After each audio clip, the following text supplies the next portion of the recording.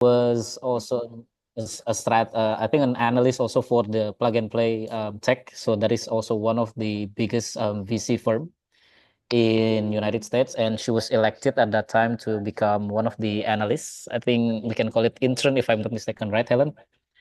As an intern, I think, for the plug and play.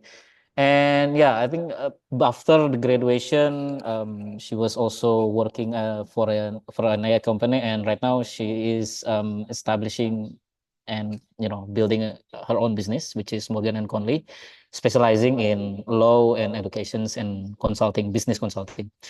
Yeah, I think without further ado,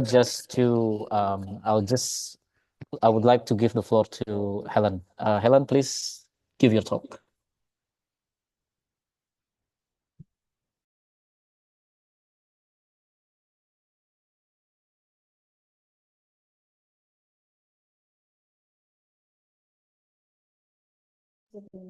Helen, sorry, I cannot hear your voice. You have to unmute yourself first. Can you hear me now? Sorry. All clear. Okay. So thank you very much, Ahmad, for the wonderful introductions. And again, good morning, good afternoon, and warm greetings to all the distinguished educators and also for your university to invite me today. I'm very honored to join you on behalf of Morgan and Colney, which is an Indo-French advisory firm where we reimagine education, law, and innovation through cross-border strategy and emerging technologies.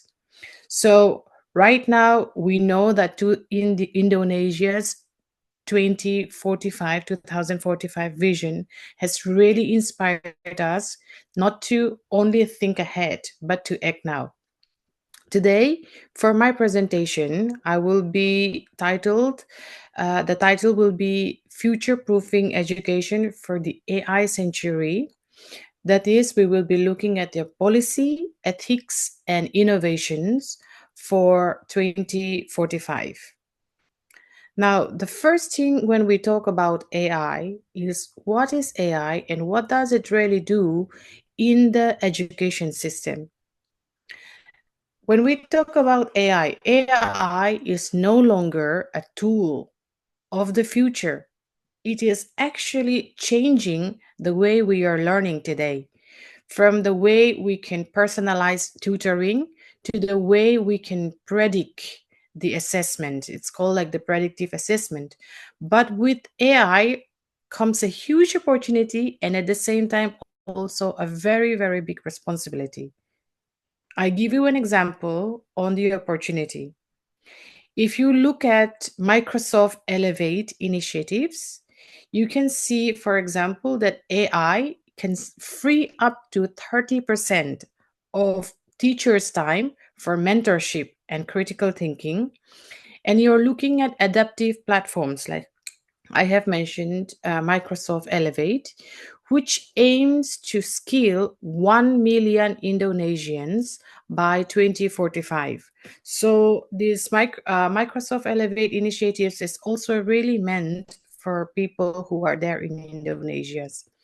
If you're talking about the Indonesia's AI roadmap, which you have from 2020 to 2045, it really prioritizes education, envisioning AI as an AI driven personalized learning and administrative automation. So, what does that mean? That means that this AI roadmap, which is created for Indonesia, it's meant to make education easier, simpler, and also much more easy in terms of using AI into the system, whether that is for helping you in terms of your personalized tutoring or whether that is for the teacher in helping the students for mentorship or for critical thinking.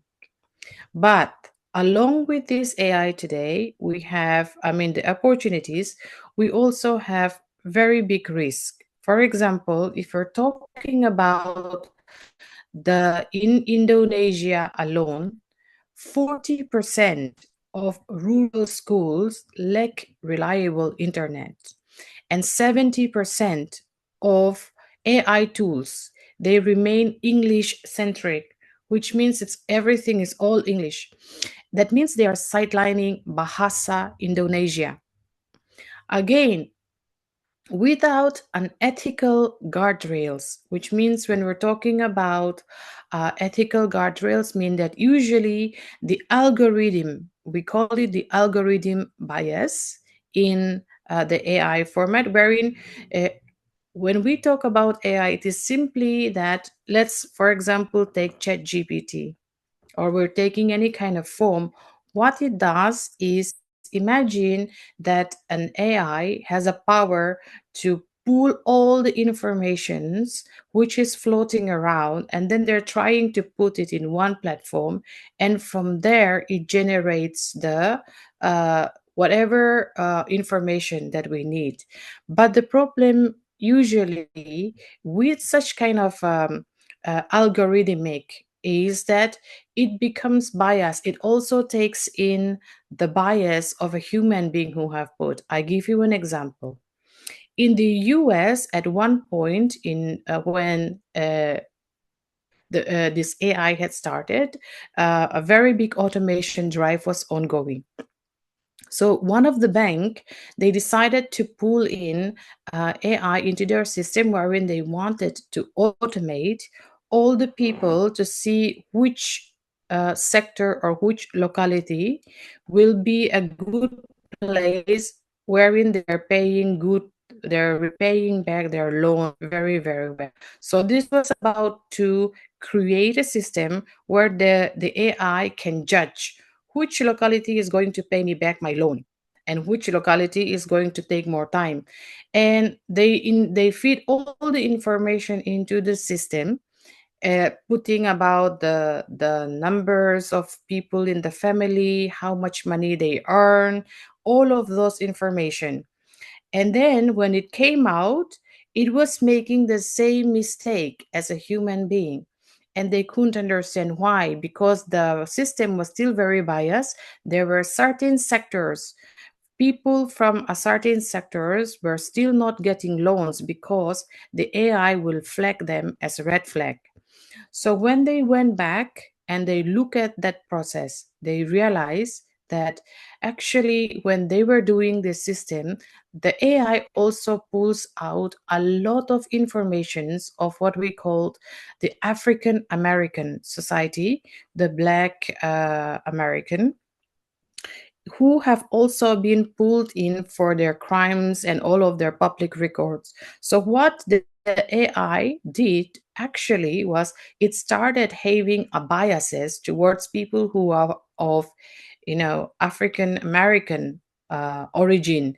And because the information it has got is from the police records, where a majority of the people, maybe because of their biases, had only put in or have been arrested a lot more. So when it pulled back, it started thinking that, okay, this section of people, they are not the one who's going to pay, and they are the one who are high risk. And so this is actually a very, very big problem that we are facing today, is that when you are taking, for example, an LLM system, uh, I have just sorry. Yes, Ahmad, I have something, but it might not be as good. So I can still show you the PPT if you want. Do you think I should show? Yeah, you can Yeah, reply I because mean, I it's can't see. fine because I think it's really difficult to show discuss about statistics without any figures. I mean, if you want, Okay, understood. as you So please. what I can do is, yeah, just give me a minute. I will just try to make a very simple point, and then maybe we can just look at it together. Just give me a minute. Mm, I will try to share. Um, mm, mm, mm.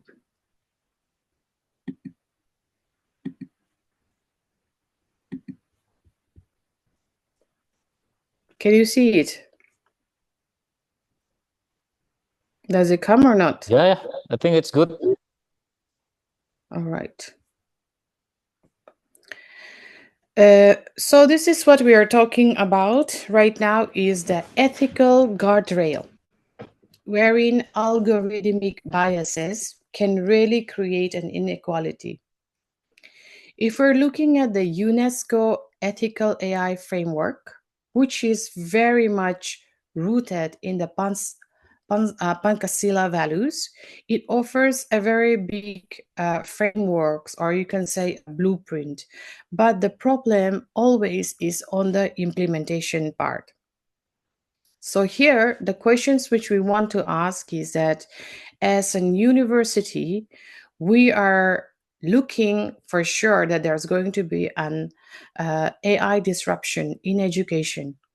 But what is it that we are looking at? Are we looking at helping the students in terms of just training them and just importing the information just like we would want them to do? Or are we actually helping them in terms of thriving them to this kind of an ambiguity? So it's not just learning about code, but it is also trying to understand that the information which thousands of people have put up, and wherein right now the information of the AI that we're getting comes from, that big chunk of origin information, the source of information itself, can have a problem from the beginning.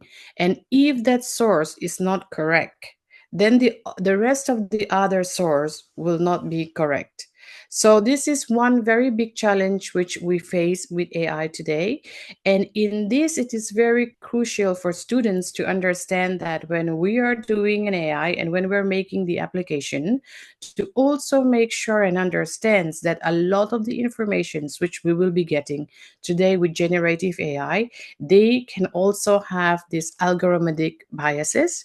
It is very much centric, English speaking centric. So sometimes it may not fit into what Indonesia wants to give. And what that essentially does for us is it also creates a very big opportunity for Indonesia to create your own, wherein you understand your country the best. And then by using these tools, you can also implement and create tools which will fit Indonesia, particularly when we talk about the Bahasa Indonesia site. There's a huge requirement in that area because they're not represented well. So that could be one options.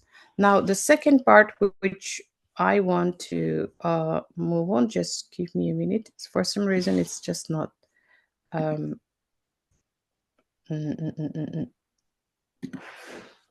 Okay, I have to make it small because it's just not moving.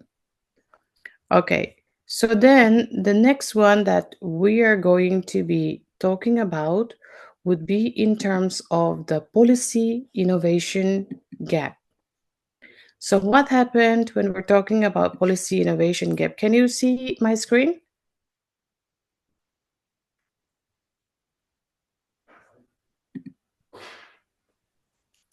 Is my screen visible to you? Yeah, Yes. clear.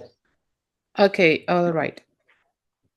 So another part which what happened is that yes, the technology is moving very fast, but the law is still catching up with technology. So for example, if we are looking at Indonesia's digital vision 2045 or your PDP, your your privacy data policy law, you have the groundwork, but there is also a very big gap between the ministries who are making these policies in terms of the data privacy and the school that actually creates a problem. Like, for example, when we're talking about different in terms of what the vision is and in terms of what the school is, if I am looking at your Indonesia's digital vision, it talks very much in on the air, you can say. It talks very much for on a nationwide level, and it was just touching different parts of sectors of the company, but not really looking specifically into education or what a students would have to do. How do you become better? How do you compete in an AI world today? And how do you make sure that you, as in the students of Indonesia, would be able to go and work with different people around the world? This part is still very much missing, because that's not really what it does. So what we are from our side recommending is that if the national AI educations could have a task force, for example, if we are looking at Indonesia's biggest priority sectors, which could be like healthcare, education, we choose 5 biggest policy sectors, and then we have to do a curriculum redesign and R&D partnerships. What do we mean by curriculum redesign? Today, a lot of the students in Indonesia or in many of the university, you have a standard curriculum which was made before the era of AI came. So a lot of those curriculums today have actually they are already, as we are speaking, being replaced by a better technology, faster technology, be it in deep learning, be it in, when we're talking about high tech engineering. All of those are not reflected today in many of the universities. So when the students graduate from the university, they may find themselves in a new world where the world has completely changed, and they don't have the tools to be able to get a job, to be able to function in that new world. So it's very critical for educators and for the universities, for example, to create curriculum, which means we redesign the curriculum to implement AI into the system, and then pulling it in so that students would be able to know. And we also want that as university to have a research and development partnerships with other universities where the students can benefit. So for example, if tomorrow, if there's like a students in Paris who is staying there and they would be coming there to Indonesia, that would be something that would really, really work. Now, second part would be cross-border innovation labs. So when we talk about cross-border, means international innovation lab, where I have seen also in India that a lot of our government is pushing very hard on AI. And so we have many innovation labs coming up in India, but the problem still remains the same, which is a lot of the innovation lab, they function in silos, means they're like little islands and they're not connected. They're very much doing whatever innovation work that they're doing, but they need to connect with other people so that they would be able to have flow of information exchange. So here, what we are recommending also is that we can, like, the universities in Indonesia can also partner with something like UNESCO, institutions like UGM, wherein you can co-develop an ethical AI curriculum. And most important thing also would be teacher training programs. If the teachers don't understand what they are teaching, then it's not possible for the students to understand. So this kind of cross-border innovation labs wherein teachers can also get you know an a training in AI, can also see how other students or how other universities are teaching, how do they make their curriculums, that would then very much benefit the students. The third one, what we are calling it the regulatory sandboxes, which is we pilot AI tools, which in national schools, for example. It could be also in your university, wherein we can ask the students to come and build by and learn by building, wherein they would build a tool, they would build a new tools, and here they would be able to learn by building different tools within, inside. They would also be able to understand how does AI actually work, because there is nothing better than actually understanding how to build certain things, and by building it, we learn how to do the things. So here, what we are taking in our case, for example, is that we are the one who builds and bridge this gap at Morgan and Coley. We are helping government harmonize policies, which in India and also in Europe, and we're already trying to train different trainers. For example, we call it the AI hackathons and certifications. So just I can't.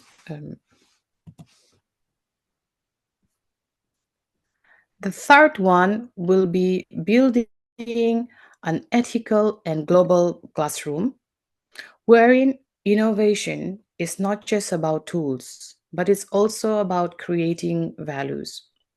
So when we're talking about ethical foundations, if I'm looking at, for example, UNESCO Ethic Trainings course in Yogyakarta, which happened in 2023, that really equipped the educators to address AI bias and data privacy, and it is aligning this training actually aligned teachers with Indonesia's golden generational goals.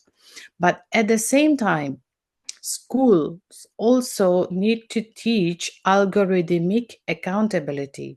What does that mean?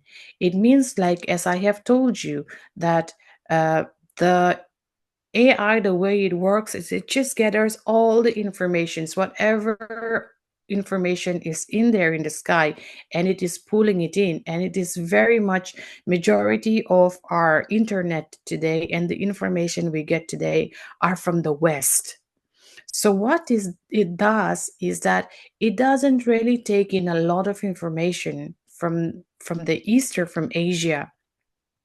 So the very important thing which we also need to look is, how do we audit AI for cultural inclusivity? For example, Javanese dialect support, and also socio-economic fairness. So this kind of trainings really need to go into training of the AI, as most of it is very much centric, but we need to make this AI adapt to our culture, and we need to mold it to our culture, not Indonesia molding to the culture of AI, West AI, but taking this AI and then making it in the shape of I would say very much the Indonesian culture and adding it. So how, for example, that the way we imagine how this could work, for example, could be like, imagine one of your students here, or maybe as an Indonesian student in Surabaya. Imagine co-designing climate AI models with people in Paris, for example. And then you can enable all of this can be possible by working on platforms, for example, like Microsoft AI Skills Navigator. Or how about the fact that Indonesians have 270 million people? And how about you leading them in halal tech education or sustainable AI? If we invest in multilingual tools or global research partnerships and trainings, then this is something wherein you could bring a very Indonesian specific or a contributions to the AI by building something. So the opportunity is very, very huge. This So the point which we are now looking at here is then we have a little bit more time, so I'm just going to add two more slides. That is, we're talking about Indonesia's golden generations, which is what a lot of you students are here today, is that you're not deserving just the smart tools, which is the AI, but you also deserve a very, very strong and brave policies wherein you can scale the success, you can build very much ethical way of building this, molding these raw materials into something beautiful. Like Indonesia is known for your silk qualities. How do you do that? You're taking a raw fibers and then you're turning it into one of the most beautiful silk. That is what AI is today. It is that raw materials, and it depends on how you mold it. And so to teach the students to learn what is that raw materials, how do you build it in the process so that you would be able to build that and basically make it into your system and contribute to the AI world. And the third would definitely be, by doing that, it's very difficult to build in isolation. So build it with a cross border, build it, create a new curriculum, which means we need to make a new way of learning how to build this, how to take this raw material silk of AI. So to rebuild, to create a new curriculum, to train the trainers or the teachers to understand what is it that they have to do in terms of ethics, in terms of cultural biases, in terms of what exactly are the AIs and what are the opportunities, and then bridging Indonesia to the rest of the world so that you would be able to have an information exchange with different people from all over the world, and then bringing that back to the students where you have classroom style of life building business where you will apply your information, and then from there creating a new a new collaborations or a new work on AI. So that is essentially what we are looking here. um,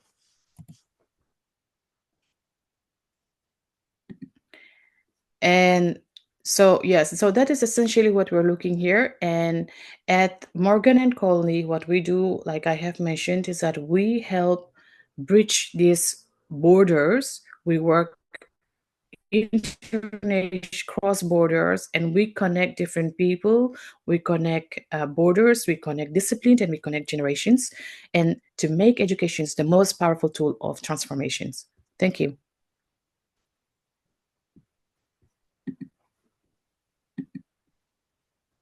Okay, thank you very much, Helen, for the compelling speech. I think just to sum it up, yeah, what you have delivered during the presentation, it really touches the main problems that we have right now, which is in Indonesia, that we have even not just the AI problems, but also the adoption of the technology itself, in terms of the digital transformation, right? Because a lot of things, like for example, in the healthcare or in the educational sector, usually we have information technology system providers, IT system providers, right? But although the government also has issued some regulations regarding the use of the IT system so that the adoption is, moving quicker. Yeah, I mean, it's still not, a lot of people are still not adapting to it yet, because the thing is that the digital infrastructure itself, the infrastructure that really supports the digital thing is also, like, still difficult in our country, right? Like, for example, not much people have access to, like, for example, 4G, even, like, yeah, we don't we don't talk about 5G still, because, like, we still don't have that technology implemented yet. But in terms of the 4G itself, like, it's not a lot of areas in Indonesia have those kind of access, because again, it's Indonesia is widely distributed. It's geographically diverse and also, like, culturally diverse. So this is, I think, one of the really, like, the main problems in terms of the adoption of the AI itself. Yeah, but for sure, if we can actually overcome these problems, I think we can really implement AI and really make this AI to be, like, more impactful in terms of the educations in Indonesia. Okay, it's really compelling talks. If you if the audience has any questions to Helen, you can raise your hands or maybe just ask on chatbot, write something on the chat box. I mean, in Indonesia, in English, I think it's fine. If you are writing in Indonesia, then I can translate it well too. Yeah.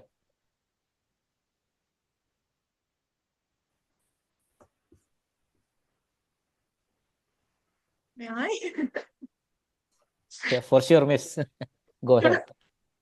Okay, because yeah, maybe some of the participants are still collecting ideas how to give questions. So actually, when Helen talked about the involvement of AI, so the things is because I'm also a teacher, yeah, to some point AI can help my students in solving the problems, but because anything is like two sides of a coin, at the other point somehow it doesn't improve their critical thinking. Some of the students just post questions, ask ChatGPT or DeepSeek or anything. They got the question, copy paste the answers, and that's it. They don't have the learning process, and it happens.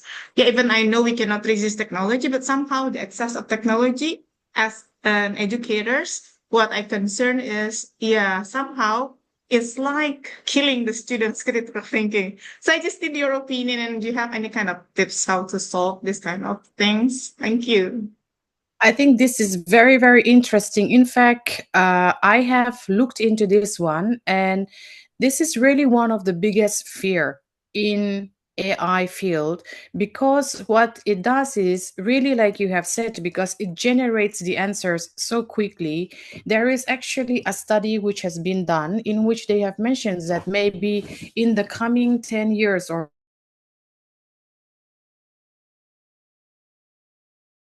in 10 years, the way the critical suffer very big reliance on AI, and I would say, for example, ChatGPT or Perplexity. People no longer think and the human being. Why we are different from animals is because of our ability to have a critical thinking. This is what separates us from animals, sorry. So really this is something which even the educators around the world, even policymakers, are very much afraid of. But at the same time, the truth of the matter is that we still will have this. People will still use this. Students are still going to use it, and more now they are coming here, and then I think in the next 5 years, it's what the world is going to be. So how do we instill critical thinking in our children, continuing still in our students, without losing that ability or that main thing, which especially as educator we teach? So right now, a lot of the people are actually looking at it. They're saying that, okay, when you're looking at these different tools, try to understand the the basis of each of these tools. For example, ChatGPT is made to be much more, informate. I would say much more talking, conversational, and just having this kind of work. The second one is maybe, for example, Perplexity is more for research base, wherein it can get all the web. So or if you're talking to Grok is more about looking at the universe, using more on the scientific parts. So each of these tools have different requirement or different purpose of their making. So how do we help our students to understand, well, even when you are using this work, because you have to cross verify, how do you prompt it? How do you make sure that the information it gives you out, we call it hallucinations, it hallucinates a lot, it just makes up information and give it. How do you differentiate what is that information, if whether that information is correct or not correct? So I think this is something which we definitely have to continue teaching our students, that it is not just about copying, but it's about understanding that why these are built, and not going outside of that and trying to understand and not apply it in every spheres of education.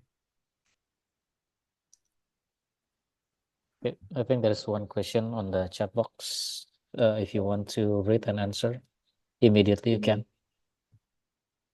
Okay, so the question is that we're mentioning about ethical use of AI. For us as an educator and students, when things can make violate the ethical use of AI, meanwhile AI is open for everyone.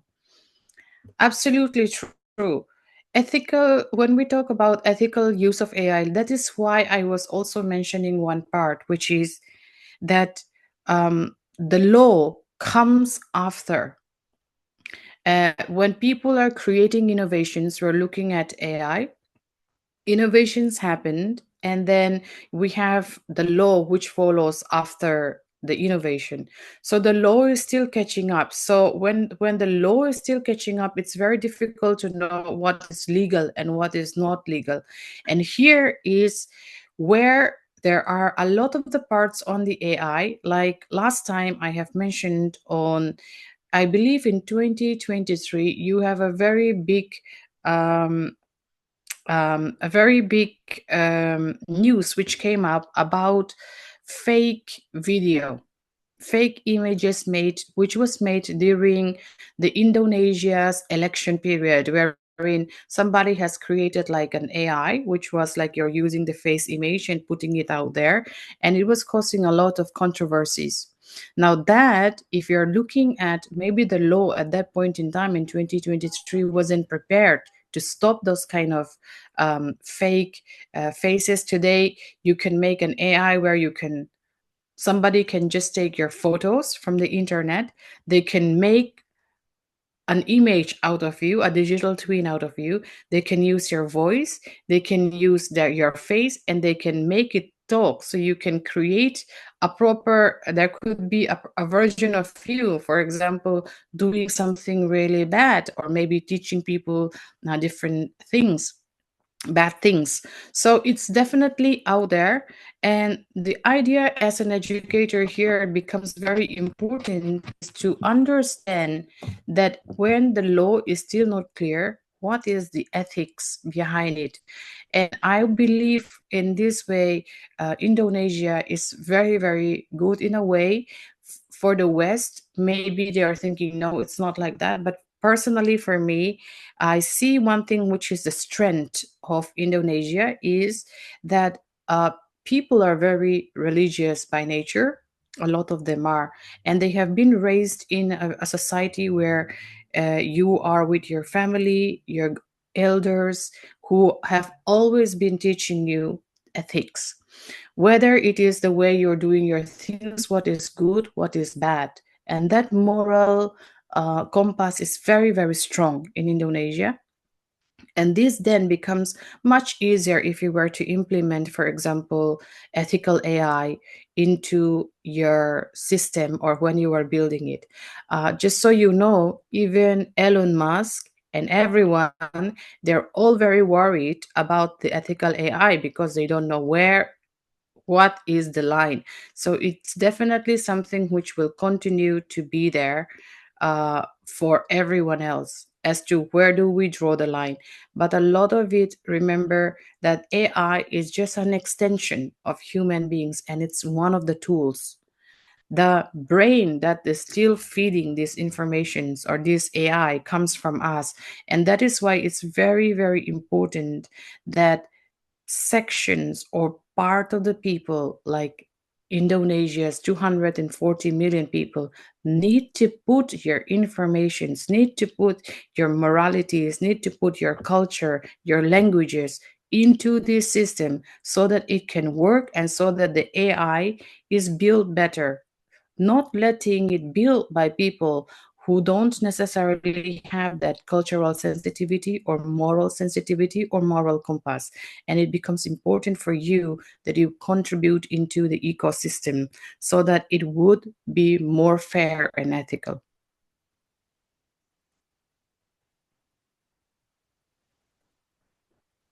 Any other question?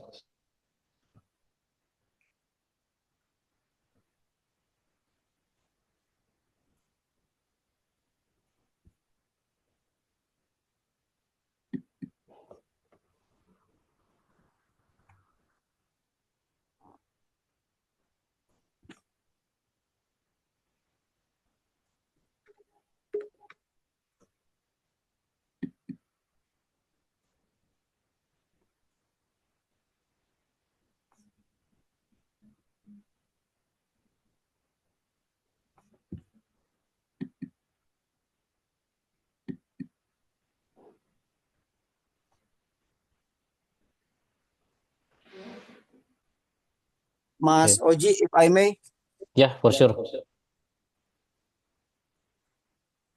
Ya, terima kasih. Thank you, Miss Helen, for a very good presentation and also enlightenment. So I would like to ask a little bit more about the technique, a bit more about technique about AI shifting technology. So at this moment, I'm sorry. My name is Firdaus. I am from Department of Physical Education.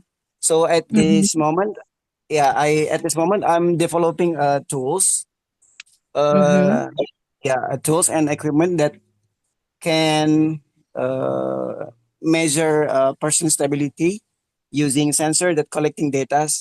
And at the moment, I need to calculate the data, long records of data, to make Mhm. person stability's conclusion, and I would like to shift it with AI. So Mhm.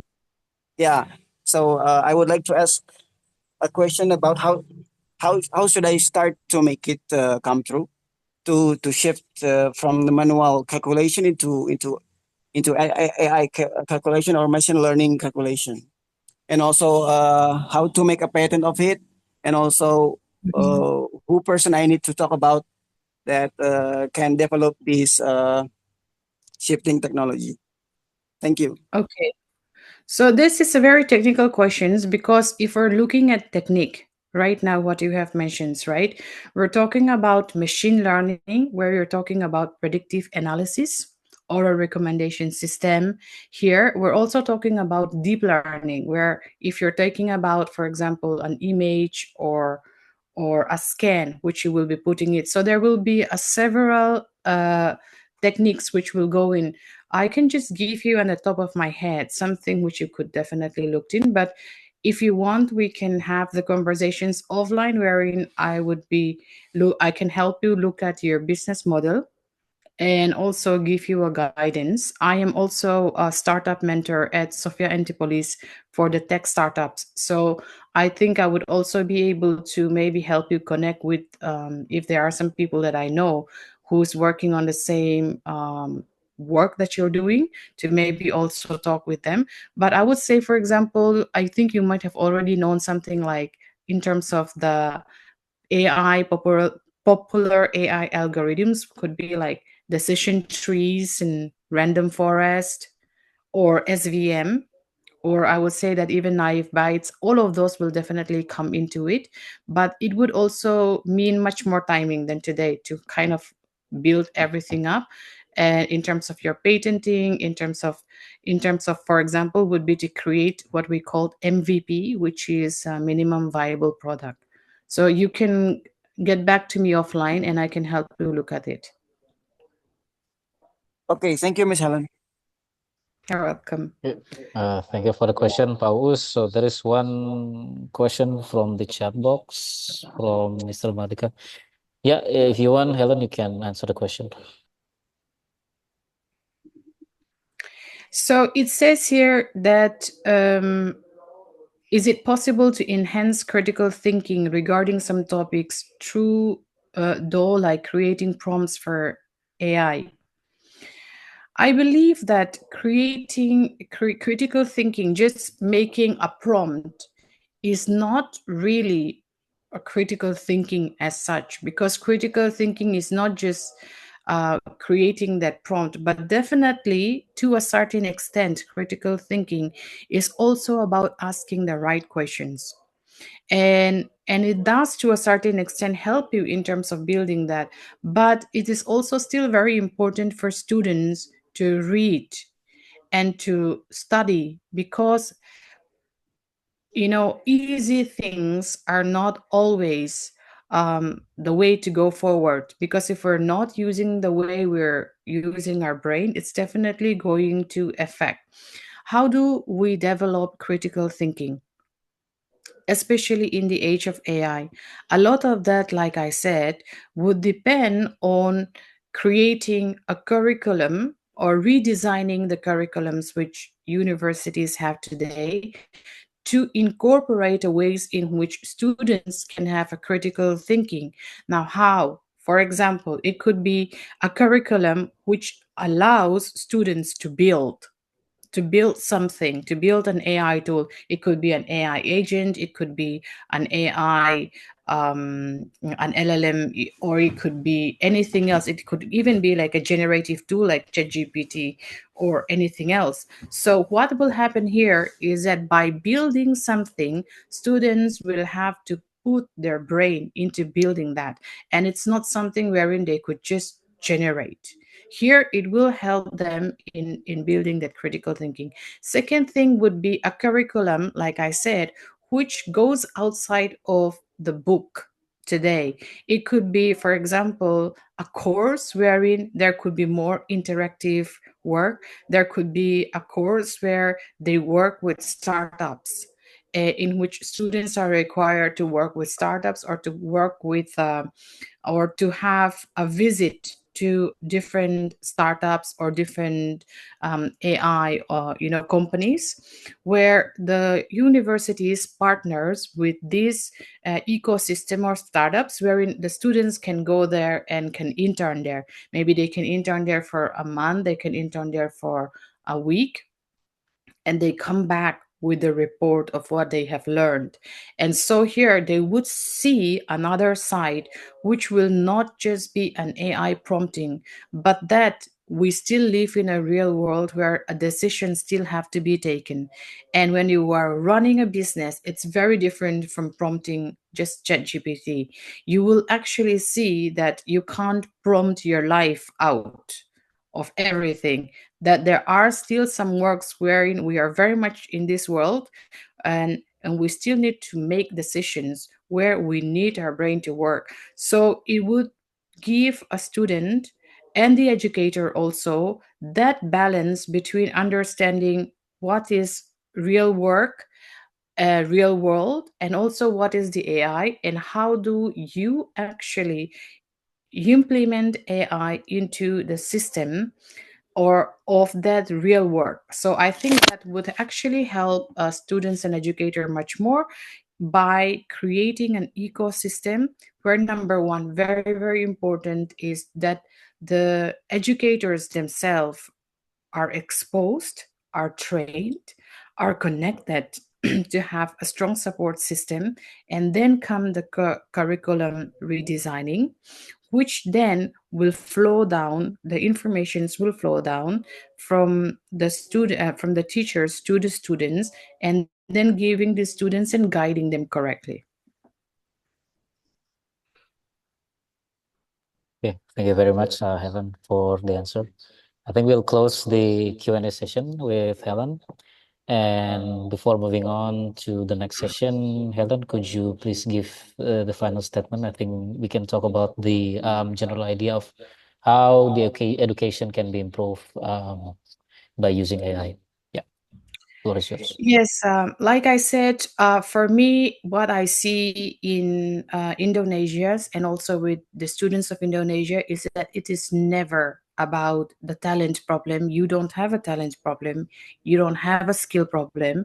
You have the infrastructure problem, which, like you have mentioned, is the internet, and also the students not having that access to, to different people, or I would say to the world. And I think this is where your university, for example, could make a very big difference, could be the pioneer that introduce and be that bridge that helps you connect with your students to the world. And with that, you can definitely change the educations, and also not just in AI, but the way you will actually help your students in every way, in terms of the way they work, in terms of the way they will create. So the first and foremost thing I would say is that because of the infrastructures and the connectivity problem today, students are not getting enough support. But this can change only step by step, and by taking the first step, which would be, if there are no other bridges there today, maybe by the government, but to be the person that build the bridge for the educators of the university and also for the students. Thank you, Helen, for the closing statement. Please give a round of applause for Helen for delivering the speech. Okay. Thanks, Helen. We're gonna be moving on to the second session. The second session will be we will discuss with Ibu Ika. A pleasure to have you here. So Ibu Ika is the head of the center, the language center at the Universitas Pendidikan Indonesia. He's been a lecturer since 2001, so for more than 2 decades, with a PhD in English language teaching and literacy from Wollongong University. And also her research spans multimodal literacy, culturally responsive teaching, and digital learning innovations. So areas that intersect powerfully with the rise of generative AI in education. She has also played an active role in developing national curricula, leading government-funded research projects, and mentoring educators across Indonesia and internationally. So, Ibu Ika, thank you very much for coming today, and I would like to give you the opportunity to give the discussion for us. Yeah, please. Thank you very much, Pak Ahmad. I'm really happy to be here. Thank you for having me, everyone. Today, I'd like to share with you about deep learning implementation and also its relation in the literacy movement and educational innovation in Indonesia. Now I will have someone to help me to share the screen. There you go. It's there. Yeah, as the theme of this webinar has to do with Indonesia Emas in 2045. Before I move on, I would like to ask you, Ibu Bapak, friends here, could you please just write one word that come into your mind when you hear the word or you hear the terms Indonesia Emas. Indonesia Gemas, Emas, Cemas. No, you don't have to be cemas, ya. Indonesia Emas. Okay. Indonesia lemas. Aduh, another one. No, let's just focus on Indonesia Emas. Yeah, be optimistic. Okay, please just give me one word related to Indonesia Emas 2045.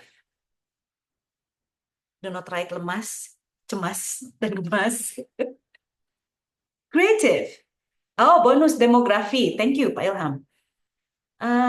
Innovation, smart kids, future. Yes, future. It's quite very near future in 20 years. Adaptation, sejahtera. We hope to be sejahtera, right? Bright future of education. Yeah, really hope to have bright future of education. Industry 4.0. What else? Being global citizens. Yes, and we also start doing that. Wealthy. Yeah. And I think it's all prosperous. All those good words must come from what we do at the moment, right? So that's what we are going to discuss in the next hour, right? If I believe that you have come across with 4 pilar, 4 pilar utama untuk mencapai visi Indonesia Emas. It's about human resource development, mastery of science and technology, sustainable economic growth, development, equitable development, national resilience, and governance. Yeah, good governance. Now, so those are 4 main pillars to achieve Indonesia Emas. It means that we in the education sector, we need to prepare since now, because later in 2045, as Pak Ilham mentioned, there will be bonus demografi, yeah? Okay, so we really need to prepare the young generation to be ready to face the 2045, which is not very far from now, yeah? Okay. Now, before we talk about future, just talking about the reality at the moment, these are the jobs which exist. in the past 2 decades, yeah, but they are actually at risk. Do you think that these jobs will still be available in 2045? You can say yes or no, or you can have something more. No, in 2045, bank tellers usually like many fresh graduates apply for bank tellers, but now we see less and less bank tellers, yeah, available in the bank. For example, do you know why? Do you know why travel agents still exist? Yes. With big office and with many people in the office, or not in the travel agent part, Livadli? I don't want to mention a brand, yeah, but when we plan to go traveling, we usually buy tickets, train ticket, flight ticket online. Do you go to a big office and buy something from a travel agent? So travel agent here, we now we don't really meet the person, right? We can go online and buy tickets, yeah. How about farmers and agriculture workers? How about farmers? Yes, I think we still need to have farmers, but maybe now to do one field of farming, we might not need lots of laborers because of the technology. Even now with smart farmer, I think in Lembang, Bandung, yeah, there are some farming community. They use high tech to control the temperature of the plants, and they also have time to water their plants. Yeah. So yeah, they would also be replaced by machine. How about translator and interpreters? It might still exist, but now we know that I don't even know whether English teacher will still be available. Do you think that we will still exist in the future, the educators or teachers, not only English teachers? Yes, we have to be optimistic, right? Okay. Now, these are the kinds of jobs that are considered at risk. Now, how about future jobs? What kind of, before I click the next slide, can you guess what kind of jobs will be available or will emerge or start emerging from now on? Because now I think when we ask kids, what do you want to be when you grow up? Maybe they don't want to say as a pilot anymore, because drone can probably replace or automated was it driver or pilots, things like that. Oh, vibe coders. What is meant by vibe coders? Maybe you can say a little bit more, Pak Ahmad or Kak Ahmad Ridwan. It's just someone that doesn't code, but they just code using AI. That's the term. That's vibe coders. Okay, I see. I have no idea actually what job. Yeah, we can't really think. But as teacher educator, we also need to predict the future, because as we see from the previous presentation, many people are also worried about the advancement of AI. Will it replace our ability to think? Driver is still needed, yeah, for cars which are not as sophisticated as, like so many brands coming up now. You don't need a driver because the car can go by itself. Writer, yes, because I think especially for literary work, maybe we still need human being, yeah. But I think if you train an AI, they can do it. I'm not sure. This is future, so I'm not sure either. AI and machine learning engineer. Yes, that's right, Helen. So there are so many jobs that may not exist at the moment, but it will come. As educators, we need to be able to anticipate this. Yeah. So I think some of the jobs that you mentioned also are in my slide. Yeah. The next one. Yeah. So, and now also, if you follow TikTok, there are villages in Indonesia whose the whose people they do some dancing and they can get money from that that platform, yeah, as content creator. So these are jobs of the future. Now, when we teach at class, what kind of things that we can do to help students to be able to face the future, to prepare the Indonesia emas, gemas or lemas, somehow we play role in it. So we need to be optimistic, but it means as educators, we also need to be able to anticipate. And it's time for us to change the game of teaching, right? Now, when we talk about the reality at the moment, students' daily experiences are not always in sync. What does it mean? Usually the reality at school and realities outside of school. At school, we still see that so many kids or so many students or classroom activities predominantly are still print, yeah, using textbooks, for example. It doesn't mean that textbooks are bad, but many still focus on printed materials.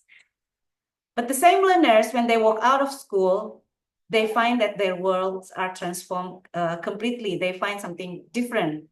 So we really need to narrow the gap or close the gap and even prepare our students. So if we still give some homework that actually the students do not really think, they can just consult AI, the question can be answered easily by AI. So do you think that that kind of teaching or learning is impactful? Because when we teach, we expect that learning is going on, but in reality, in many cases, teaching is not the same as learning. So I heard a speech from an educator saying that educating or teaching is like dieting, you know. So when you diet, especially like me, for example, I'm overweight and I want to go on a diet program and I want to lose my weight. So I did a program. I tried so many strategies, but then at the end, I did not lose any weight. So was it successful or not? Or I want to do the diet because I want to lower my my blood sugar level. Yeah. So I need to be careful with the food that I consume. The indicator is that if diet is successful when you lose weight or your blood or sugar level in your blood lower than the previous one. So teaching is similar to that kind of program, I think, that you really need to see the observable behaviors in your students, what kind of competencies are being developed. So it's not only about the complexity of the teaching process with AI, with so many technological tools that you can bring into the classroom, but we also need to think about the impact. We need to be able to see whether what we do in the classroom give impact that can help students develop their competencies. Okay, next. And when learning or when teaching does not have any impact, that is that makes us really concerned about this, right? And nowadays, I think global education faces a crisis of engagement from students because with digital era, with smartphones, people tend to have shorter attention span. In the classroom, students also have difficulty to engage with their lesson because the teachers themselves sometimes do not keep up with the development of situation. So when we go back to our to my slide earlier about the reality at school and reality outside school. So we as teachers, we also need to make sure that we can give something that can help students to have skills to face the reality outside school. And often when we can't really give some materials or activities that are relevant or needed by the students, they tend to be bored. And as they bored, they have low motivation, and teachers get frustrated. And we also, due to the COVID era, we are bombarded, yeah? We've been bombarded with so many technological tools. And many of us trapped with the use of flashy technology, but then we don't really think about their effective use. So when technology is there, we need to be able to use them effectively. And again, we have to think about the outcomes. What kind of roles this technology play to help us as teachers, to help our students to develop their competence. So we need to transform learning through new pedagogies. So this is what Fullan and Langworthy offer, yeah, through deep learning. Okay, next.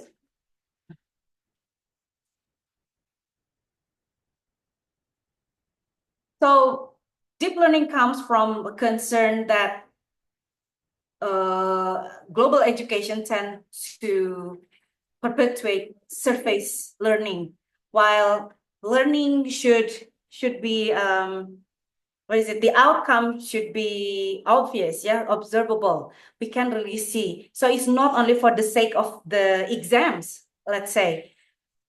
Like in Indonesia, for example, for so many years, English has been taught since junior high school. And in 2027, the government will start introducing English since year 3.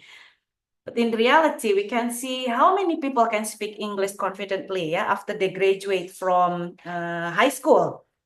Not only the students. Recent program launched by the government is when the government invited teachers, 100,000 teachers, to join PKGBI. I don't know whether you are familiar with that program or not. One of the concerns is that to make sure that students can master English competency, the teachers must be able, or the teachers themselves have to show or to have high English proficiency. In the curriculum, the standard for high school graduates that they should reach B1 level.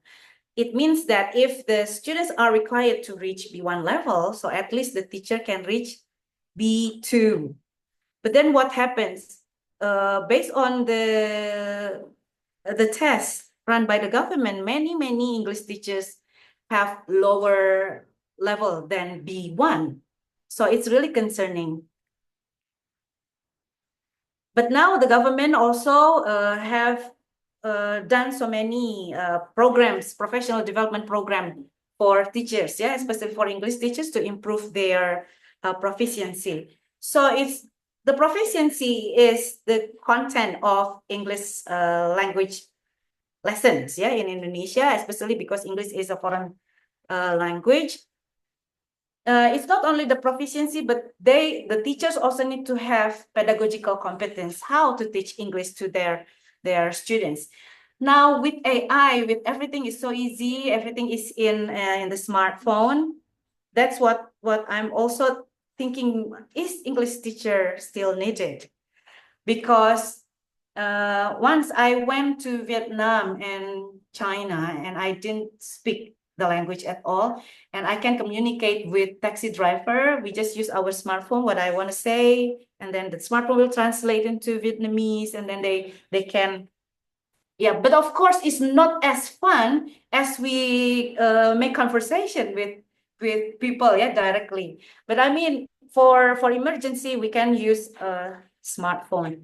But as educators, we want to make sure that our students can communicate in the real human-to-human interaction.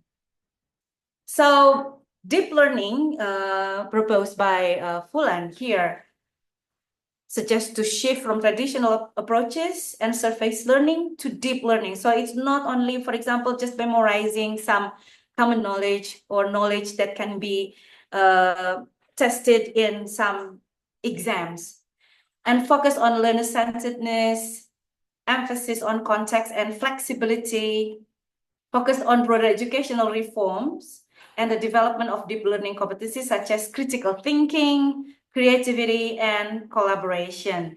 And also to make sure that those can happen, involving the integration of technology is also important. And we know that project-based learning can be one of the ways to achieve that, yeah, and other innovative approaches to teaching and learning. So here in this presentation, I will also highlight not only project-based learning, especially for English language teaching in Indonesia, we also adopt genre-based pedagogy. It is a text-based pedagogy, which has been proven to be effective in helping students to master English literacy, right? So when we want to ensure that deep learning work well, we need to identify several aspects, like what are the enabling conditions? What are students' roles? Because again, we need to make sure that we need to focus on student-centeredness, because the goal is at the end is about the mastery of the competence. Yeah.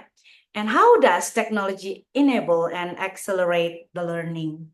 So technology is not only the flashy things that we can bring into our classroom, but the technological tools play important roles in helping us to help our students. Yeah.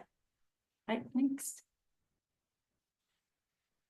So deep learning implementation framework highlight this common goals, measures, and tools. As teacher, we need to let our students know about the goals of the education, or the goals of the learning, yeah? What measures, what criteria, and what kind of tools. So we discuss together with our students, and then share best students' work and learning activities. We need to inform our students what they have done well, and what kind of improvement that they need to work on, yeah? Actually, these are the things which are not really new. Yeah, but now in our curriculum, in Indonesian curriculum, deep learning is introduced as a new term, but actually it's been there. Now we need to make us more aware how we can ensure that deep learning happen in our class, yeah? And then here, capacity building through feedback and collaboration. Sometimes we, as teacher, we forget to give constructive feedback or clear feedback. We know that we need to give praise when students achieve when they achieve something, but sometimes we forget to give feedback like what area that they have made improvement. And sometimes we can't really give clear feedback to our students, again, because of our limited time, our busy schedule with lots of administrative work, let's say. But we can't make those excuses as part of not giving clear feedback to our students. So we really have to think about how, despite our busy schedule, we can give feedback to our students. And the last one, what I really like, is the iterative learning cycle for sustained change. So we need, it's a kind of process, and we need to make sure that we can sustain the change into a better achievement, yeah? Right, next. So here are deep learning skills, and I put it side by side with 8 dimensi profil lulusan, or learning outcomes in our curriculum now. Those 8 dimensions of learning outcomes also adapted from deep learning skills, yeah? The difference, can you see the difference between two? There are similarities, yeah?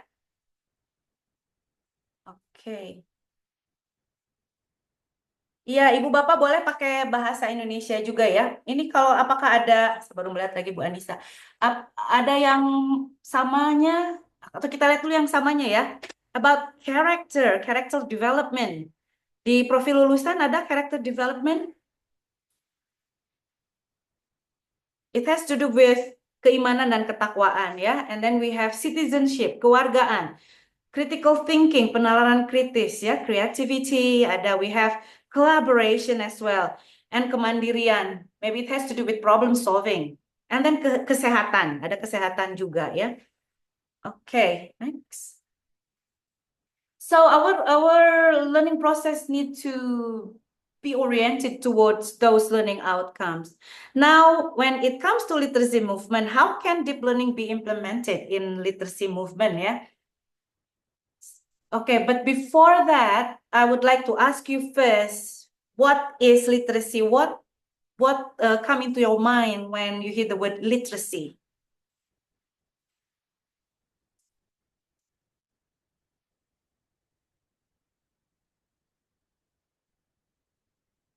So what is literacy? Maybe you can say one or two words.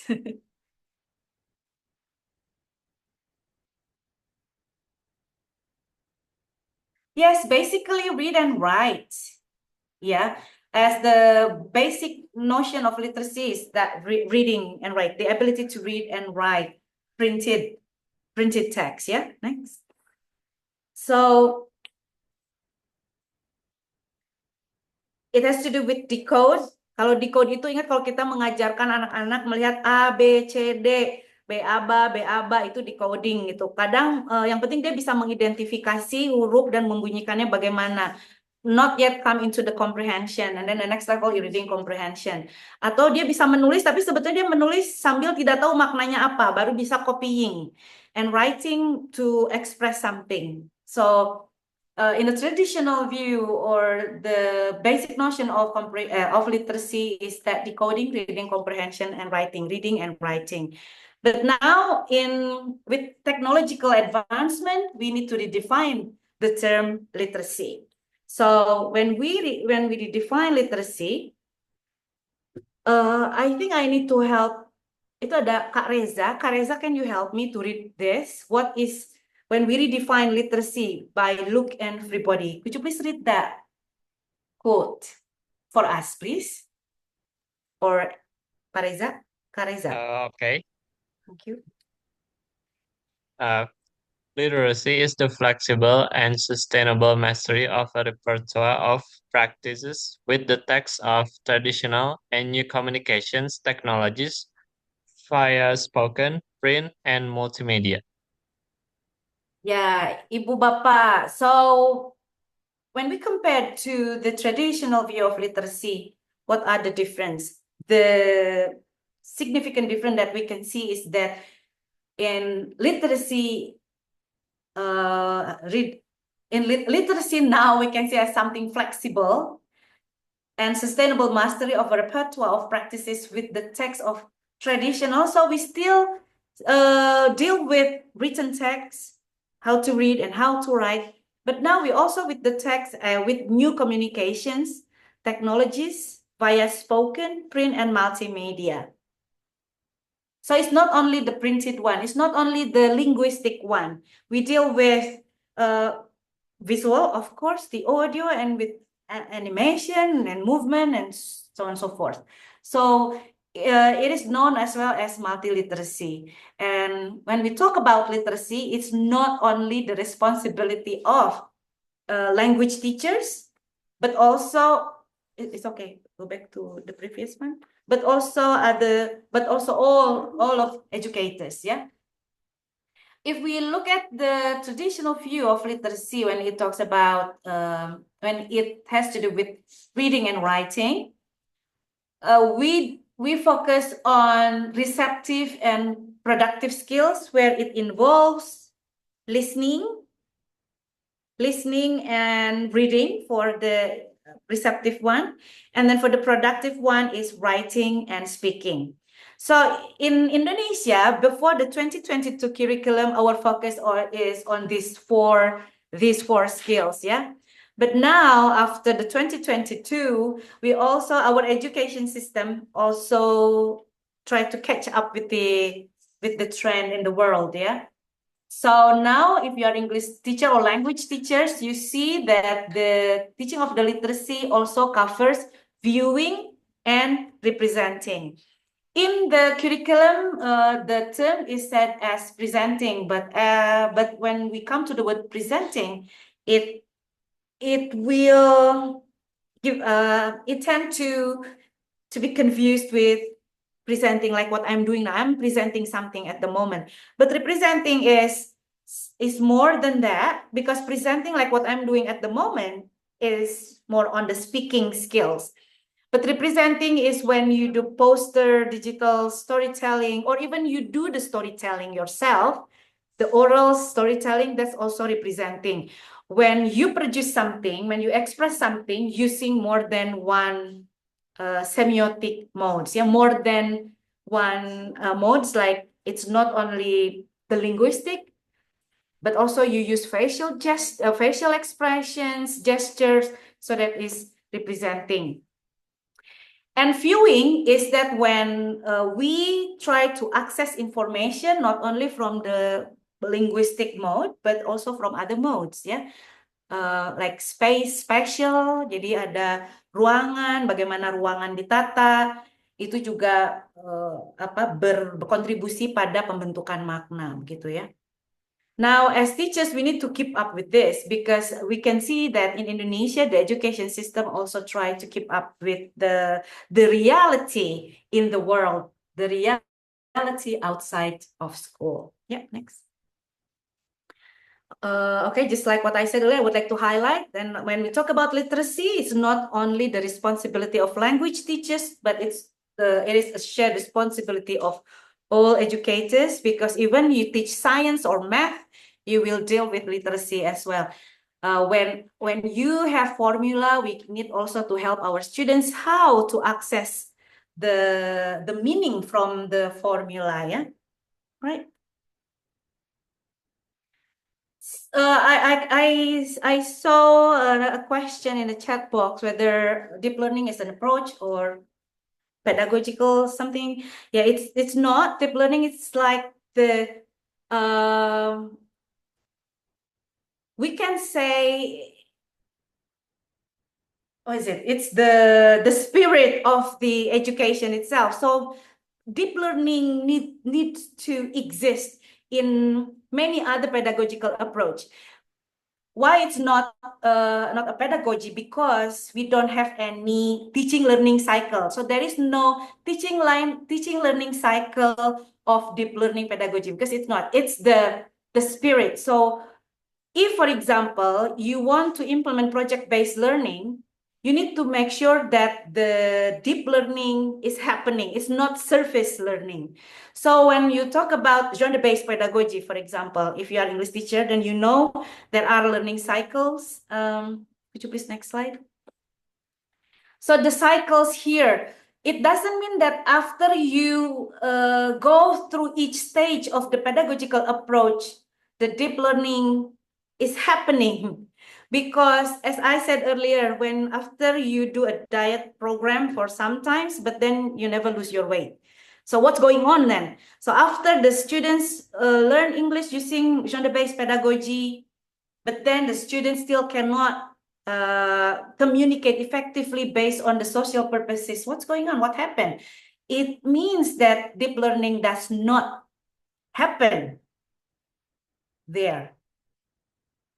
Nah, so jadi apa? Deep learning itu nyawanya gitu. We have to make sure that in every stage. So we need to see, for example, in building knowledge of the field in genre-based pedagogy.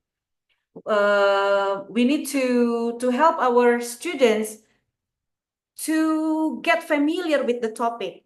How can the student produce about something, a text, argumentative text, for example, want to argue the importance of, for example, the importance of living healthy lifestyle, for example.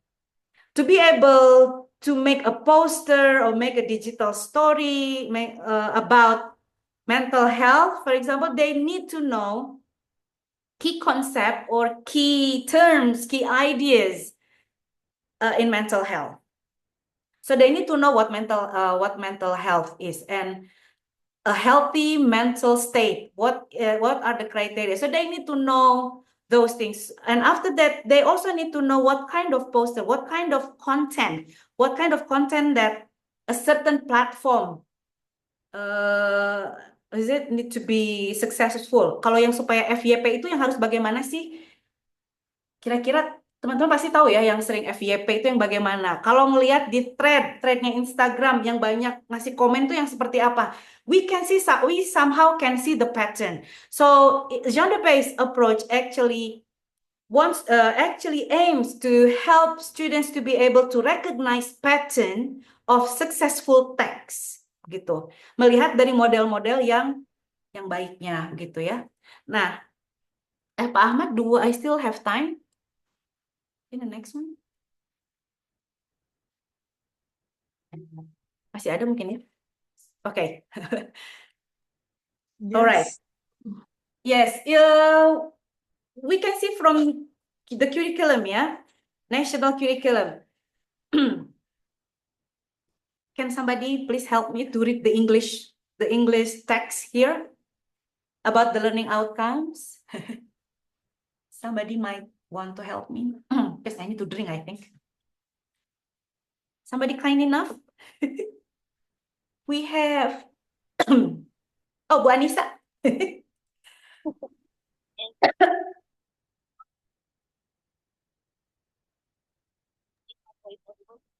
Okay, so questions? Is it okay, Ibu Ika, if audience have questions during your presentations? Oh, yeah, sure. Go ahead. So Ibu Anissa Sokarini, would you have questions directly or I read it for you?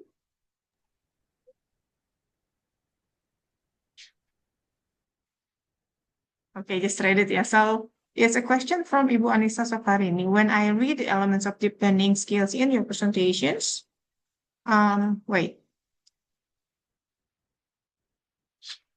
Kemana tadi? Yeah, I can see.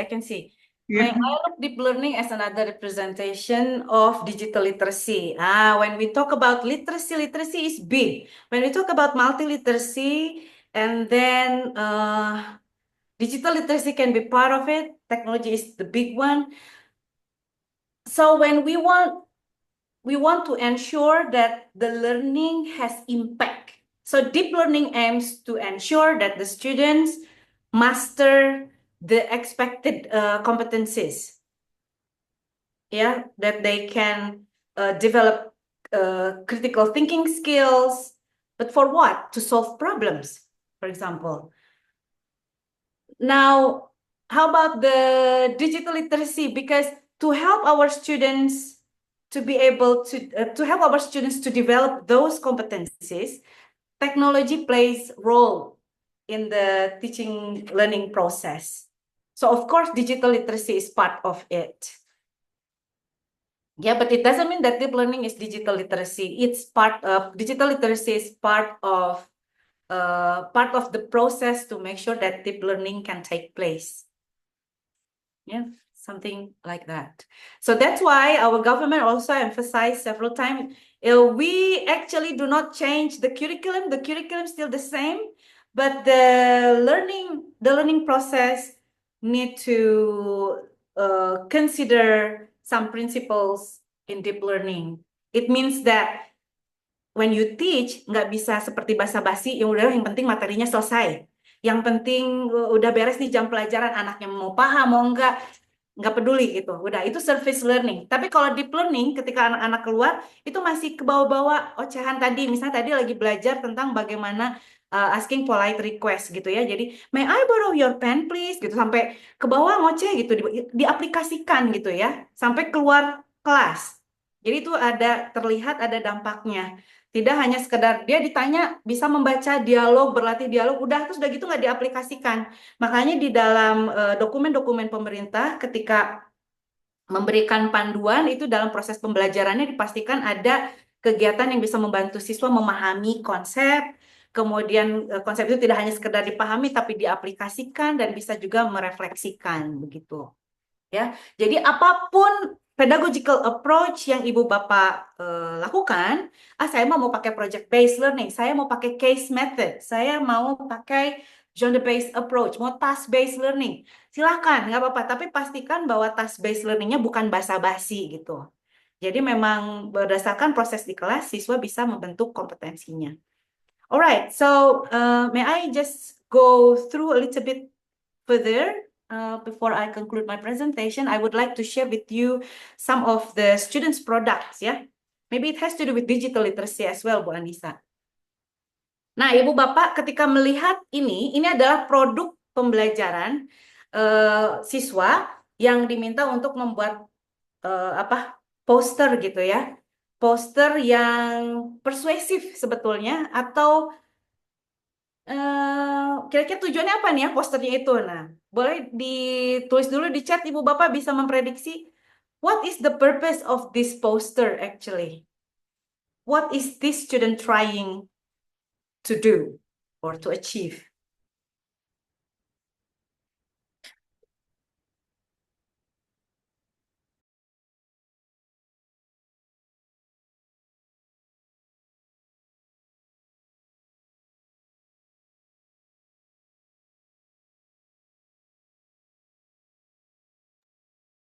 Ya, boleh one or two words. Atau kalau nggak juga boleh dibuka mikrofonnya. Kira-kira apa sih? Hello. Yes, ini siapa? I'm sorry, may I give you questions? Before question, could you please answer my question first? Sorry? Yeah, question can follow after the presentation has finished. Thank you. Ya, thank you, Pak. Kira-kira yang ini, atau kalau misalnya bukan tujuannya buat apa posternya, tapi bisa menduga nggak ini yang buat anak kelas berapa? Saya ganti pertanyaannya. Ayo. Elementary grade 5. Yes. Langsung tepat ya. Sudah kebayang.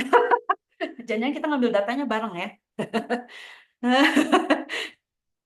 Iya, kenapa bisa tahu itu kelas 5? Coba. Ayo.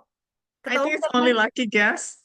Well, Lucky I guess? think it's not too comprehensible in some pictures, but I get the point. So I think based on the vocabulary choices, it's around A2 above, but not B, I guess. So you are really an English teacher. When you look at this, you search and then you evaluate the complexity of the text. Yeah, because of the illustration and the simplicity. But maybe to some others, you can also see Marcelo Ibrahim 5B. So Yeah, I was about to say that too. Yeah. yes, yeah. Oh iya, ada. Iya, jadi itu juga. Nggak ngeliat itu. Yeah, that's okay. Because that's why when we look at text, readers will bring their own background, will bring their experience in interpret the text. Jadi katanya kalau teks itu udah ditulis dan dipublish, maka teks itu bukan milik penulisnya, tapi milik pembaca. Pembaca yang bisa menginterpretasi itu. Nah, apakah pembelajaran ini kan menunjukkan bahwa si anak ini sudah bisa membuat the do's and the don'ts sebetulnya ya, bikin awalnya gurunya mau minta anak-anak untuk bisa bikin aturan, don't do this, don't do that, tetapi kemudian ada yang berkembang menjadi I'm going to buy e-ticket, I'm going to finish all my food. Jadi akhirnya fokus ke dirinya. Sementara yang di kolom yang kanan saya ya, itu do not pick flowers, itu kayak ke orang, do not litter. Jadi prohibit gitu ya. Tapi I'm going to do something good. Dan kalau kita lihat ini topik yang digunakan, topiknya related to environment. Nah, jadi membuat pembelajaran itu juga, the teacher tries to link the reality at school and then the reality outside school. anak-anak itu biasanya pergi ke amusement park gitu ya, pergi bertamasya kemana. Tapi itu juga kita mesti lihat ya, sekolah yang bagaimana, apakah sekolah yang memang anak-anaknya sanggup untuk pergi ke amusement park. Karena ketika ada critical thinking, Bu, kenapa sih harus materinya itu? Kan gak semua anak-anak mampu untuk pergi kemana. Tapi sebetulnya bisa di critical thinking tadi kan harus sensitive to context. So we can always have alternative. If it is not about going to the amusement park, karena ini memang sama sekolah swasta, you can also talk about just go to football field yang ada di desa misalnya, or as simple as playing di gang gitu ya. Di gang itu juga kan perlu dijaga kebersihannya, misalnya begitu. Oke, next.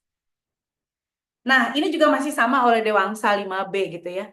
Kalau mau dinilai, ini yang bagus yang tadi apa yang ini?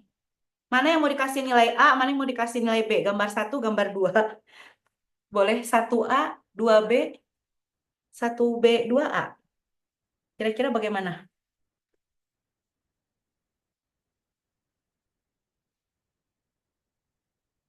Let's say you are the teacher and you want to give grade to this student.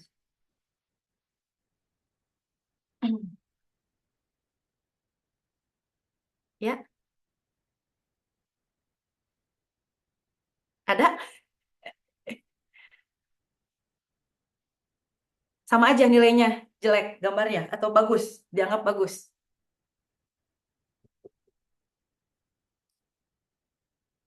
Ya. Kalau misalnya if you want to see whether you want to evaluate this, it depends again on the purpose. You can see that here the teacher oh, previous one got 70, Dewangsa 80. Probably because of the choice of colors. Yeah, because it's more attractive. So it depends on, and you know, this kind of dialogue we can do with our students to help our students to have deep learning. Once they have their products, we can talk about when we evaluate, we must discuss the common goals first. Oke, anak-anak, kita akan membuat misalnya poster untuk membuat orang-orang ini tidak membuang sampah sembarangan kalau mereka lagi pergi kemana-kemana gitu ya. Nah, terus akhirnya mereka buat. Lalu kita juga bisa membandingkan, bukan, ini lebih jelek ini ya, atau nggak begitu ya. Tapi kenapa sih pilihannya, why you use bright colors? Jadi kita membangun critical thinking juga dengan their choices. Bisa aja mereka pakai AI misalnya ya, dengan AI. Tapi sebetulnya prompt juga tergantung tujuannya apa gitu ya. Apa yang efek apa sih? Jadi kalau bisa AI itu menjadi memang bagian tools untuk membantu kita mencapai tujuan yang mau diharapkan apa. Makanya di dalam pedagogical approaches yang disarankan salah satunya adalah project based learning. Jadi projectnya at the end big one, but it can be achieved through several sessions which build up to achieve the project. Dan ini adalah project akhirnya begitu. Oke, berikutnya.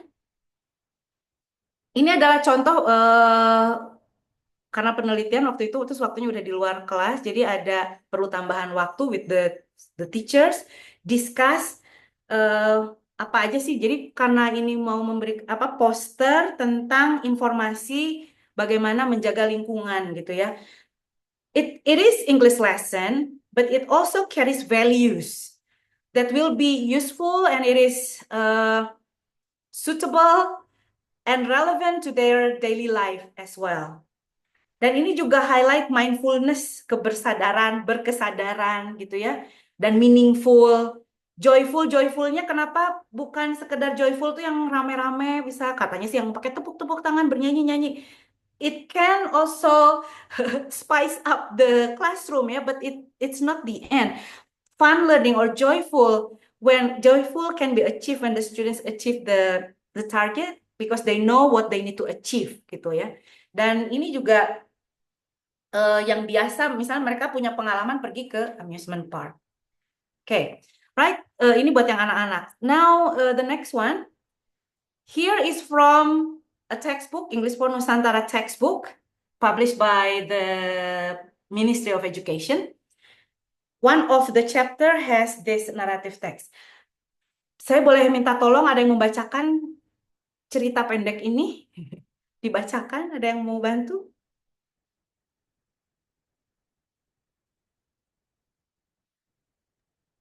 Ada Kak siapa ini?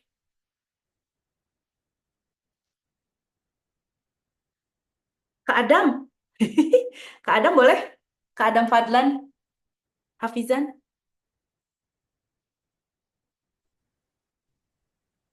Apakah terdengar suaranya? Ya, jelas. Silakan. Yang Ini langsung story in aja ditanya ya. your Have you heard of content. makeup? Ya, gitu. Yeah. Have you ever heard of makeup? I threw her a glance. She came to me in the morning, waiting for the class to begin. You look prettier with makeup on. She looked at me intently. Her eyes were scanning every inch of my face. Every dent, every scratch, every line, every flaw. Suddenly, all the words I had made friends with throughout my life vanished. I didn't say anything to her for a solid minute. I didn't know what to say. Yeah, I know. I finally managed. She turned away to do her work, humming a song that was overplayed by the radio, apparently not aware of how much her words had hurt me. Dear girl, who I sat next to for one music class, maybe someday I will carefully conceal my dents, my scratches, my lines. Maybe someday I will certify my face. Maybe someday, but for now, I will learn how to embrace every imperfection, flaw, and part of me that needs to be faded away. Maybe someday. Thank you very much, Pak Adam. Meskipun ini kayaknya kalau ngomongin makeup, it probably suitable if female students to read it. Tapi kan Yeah, zaman sekarang nggak harus begitu juga. Emang ada kakak-kakak yang pria tidak skincare, pasti ada yang skincare juga, minimal pakai sabun muka, ya kan? Ya, sunscreen. sunscreen, ya. Jadi ini nggak boleh diskriminatif. When we talk about makeup, it's only for female. We also need to raise that kind of awareness. Bukannya yang berarti kalau laki-laki yang skincarean terus dibully gitu ya. Because it's all about health. Nah, selain health untuk menjaga kesehatan kulit mungkin ya. Kira-kira ada pesan apa dari cerita ini yang terdeteksi?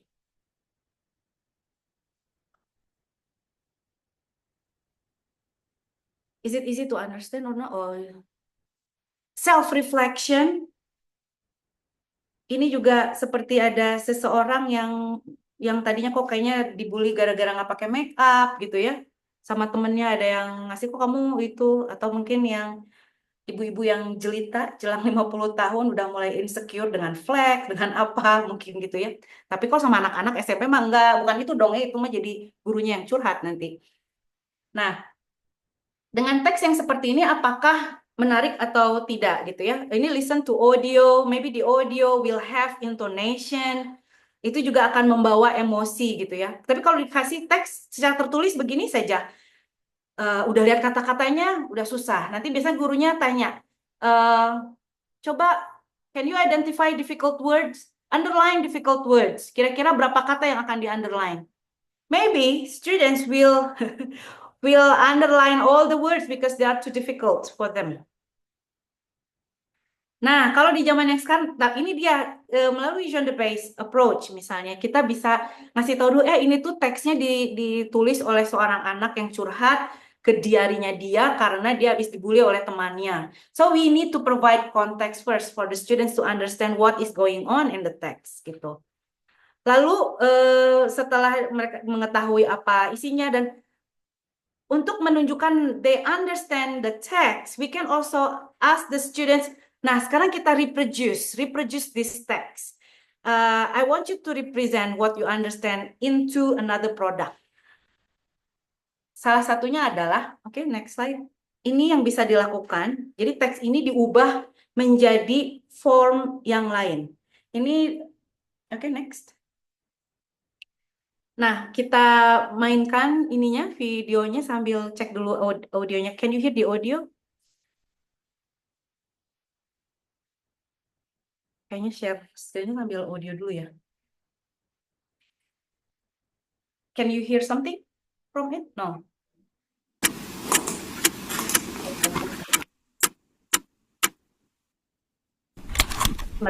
Pause dulu ya. Okay, while you are watching this very short video, around 2 minutes, it's actually talking about the same text from the previous one. I want you to make comment on what kind of effect that you have from these two texts ya. Ada samanya atau ada bedanya? Silakan.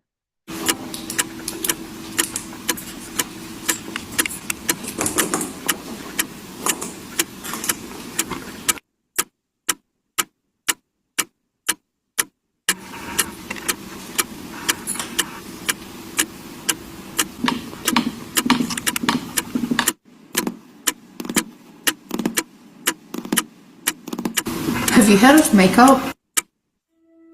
She looked at me intently. Her eyes were scanning every inch of my face, every dent, every scratch, every line, every flaw. You look so much better with makeup on. All the words I've made friends with throughout my life vanished. I didn't say anything to her for a solid minute. I didn't know what to say, so I stayed quiet. She then started humming a song overplayed by the radio. And I started telling myself stupid things. You're ugly, you're stupid, you're dumb, you're ugly, your skin is too dark, what is wrong with you? You're not good enough, you're stupid, your skin is too dark, what is wrong with you? You're ugly, you're worthless.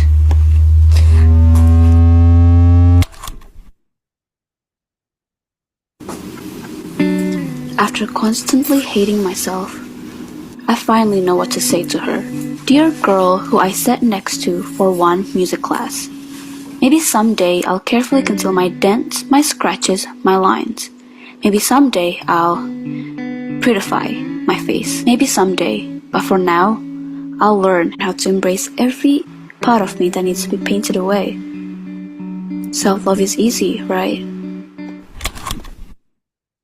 Okay, so different formats, but they are the same story. Do you find the effects the same or different? Okay, you may open the microphone. Different. Can you tell us a little bit more? How is it different? Because previously it's only give visuals, but this one is also audio. So like multimodality give different effects on the comprehensions and also many things, I guess. Yeah, that's why one of the things that deep learning suggests, the integration of technology into our learning. When we focus only on using the printed textbook solely, it might make the students bored. But then if we can also challenge our students by giving a good model, let's say, and then we can ask the students to make similar products, or maybe they can come up with something else that some of them can be more creative. So we can see that here different modalities can give different effects. So that's how we communicate. When we communicate in this digital era, and we know again about the future jobs, usually when it has to do with creative jobs, for example, with content creator or UX designer, we need to be able to use different kind of technological tools, but we also need to see the target of our products. Yeah, if you can see from the video, the role of the use of the colors, for example, in the beginning when the storyteller feels very sad, the color is black and white, and then when towards the end, when she gained her confidence, it changed into colorful scenes. Yeah, so you can always challenge your students to make this kind of video, but it doesn't mean that okay, kamu kan udah gen alpha atau gen apa lagi lah, pokoknya yang digital native, you can make video, but then we as teacher, we don't help them, we don't scaffold them to make good and effective product. So it won't work well. Teachers are important. So we need to collaborate. The collaboration is not only between students, the collaboration can be done between teachers and students. So if you go back to genre-based pedagogy, there's a stage where joint construction is actually the collaboration between teacher and students to help the teacher as the more knowledgeable others can help students to create something. But then in this digital era, the students might be the more knowledgeable others in using some tools that the teachers might not be familiar. Now, let me just go to my last slide. Yeah. Okay, before thank you. Okay, so yeah, that's okay. We can go back to that last slide at the end. But anyway, that concludes my presentation. Thank you. I hand it. Oh, deep learning is about developing the capacity to think, to learn, to create, and to apply knowledge in ways that are meaningful and sustainable. So it's not the end itself. We go towards the end, and we need to evolve all the time. Be flexible, right? Thank you very much. I hand it over to Pak Ahmad. Yeah, thank you very much, Vika, for a really compelling speech and also really powerful final quotes, I suppose. Yeah, I think just to reflect on what I've also been doing as a lecturer or as a teacher in the business field. So just like a bit of a story that I was teaching an accounting, so pretty much really boring subject, right? All those numbers and all those mathematics, not really mathematics, just like additions and minus and something like that. But something that really strikes me is that I'm so thankful that the students' engagement is quite good. It's because I think the way that I am teaching to the students itself. So I was yeah, I think trying to use. I think yeah, you really mentioned about this framework. It's called deep learning, right? This is something that I kind of like heard recently, and I think it really resonates with what I've been doing for the past 2 years. I'm teaching. Yeah, and it was really interesting that even though for the really most boring subjects about accounting, if you really relate about accounting with the with the context itself, like in the real words, like for example, you really ties together the accounting with the business. Like for example, explaining the business, like how the company's condition can be actually interpreted or even can be story told by the numbers, and it kind of really makes the students to be more engaged to the point that they are more really grows into the accounting much more. And also at the same time that we give the motivations to the students of understanding of why they would they need to learn such subjects, because I think this is something that is kind of really it's really happening in Indonesia, right? Most of the times, what we see in the class, the teachers, they usually just again, as you presented before, that it's just like textbooks based learning, which is like really just really boring, and the teacher doesn't really explain to the students of why they need to study such subjects, and also at the same time why this is also really helpful, and also really something that is really useful for them, so that they have really motivations to learn. Yeah, really compelling presentations after all. And I think I have a question already.